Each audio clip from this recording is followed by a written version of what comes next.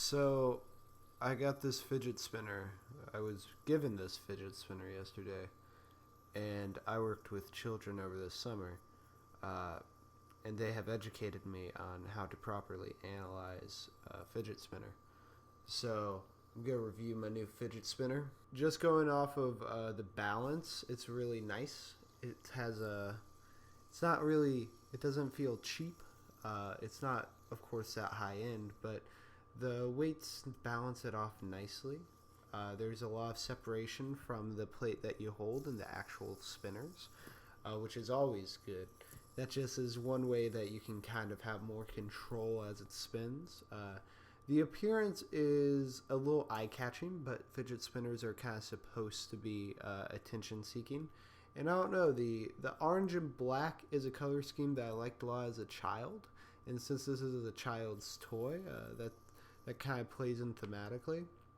I've got the logo of the place I worked over the summer on it, which is cool. That's a cool novelty. Obviously, it's not like one of those that's shaped like a shuriken or, is like a Bluetooth speaker. So it's pretty base level. The only complaint I have it is one that's kind of loud.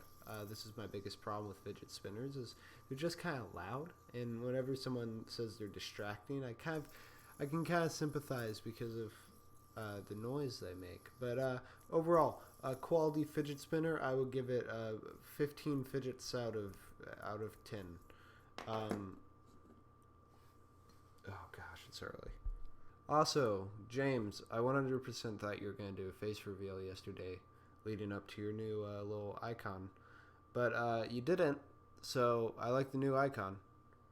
I have my mustache mug because your icon has a mustache. That's not true. I have my mustache mug because it was the first one in the cabinet. So yesterday while walking into work at one of my jobs, I got an email from a boss at another one of my jobs asking me if I wanted to pick up the weekend shift, which I said yes because that's a shift that I originally wanted, mainly because I want more hours. The point is that I'm now getting up early on weekends, and actually on the weeks I get up normal early, but it just feels early for me. This is I think actually early. So I'm a little looser than I usually am right now. I was planning on in celebration of getting some more hours talking about jobs, but while I've had a variety of jobs, I don't think any of them actually lend themselves to be that interesting in a single cam video. So I decided, I might save that for later. But while kind of running through what I would talk about if that was my topic yesterday, I came up with an idea today that I'm not going to go fully into now because I have to hurry up and get to work, but that I'd like to kind of throw out as a topic for my fellow VEDSies and BEDSies. And that is this idea of a physical place, like a city or a landmark or something like that, that you have thought of more as more of an idea or a concept in your mind. So, for example, I'm originally from Nashville, Tennessee. Well, I'm originally from West Virginia, which could be a whole nother example. But I've spent most of my life in Nashville, Tennessee. And I love that city. And it has become, well, it's certainly a physical place I've grown up and that I know, I have familiar haunts there. And I know very well. What it's become in my mind over the past several years is less of a city and more of an idea of the ideal place to live. And when I go there, it's I'm filled with contentment and happiness at seeing this iconography and these buildings and these landmarks that I'm used to.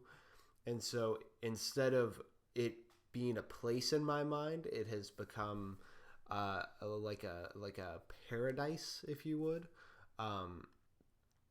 That's over exaggerating it a little, but it has become kind of a standard for cities now as to where I want to live. It's the perfect size. It's not too big. It's not too small. It has an interesting culture there. And all this stuff plays into this idea of it just being a perfect place in my mind. Or if we define places by tragedy, like it's hard to think of Texas right now without thinking of Hurricane Harvey and tragedy. So kind of how these like non-physical aspects of a place play into our perception of that place. That's a little broad and wide-reaching, and it is something I plan to do a little bit more in depth when I have a little bit more time and a little bit more of my brain functioning. But it is something that I would love to see the other VEDS's opinions on, and of course the viewer. I'd love to hear your responses in the comments, or tell me about the ideal fidget spinner. I gotta get to work.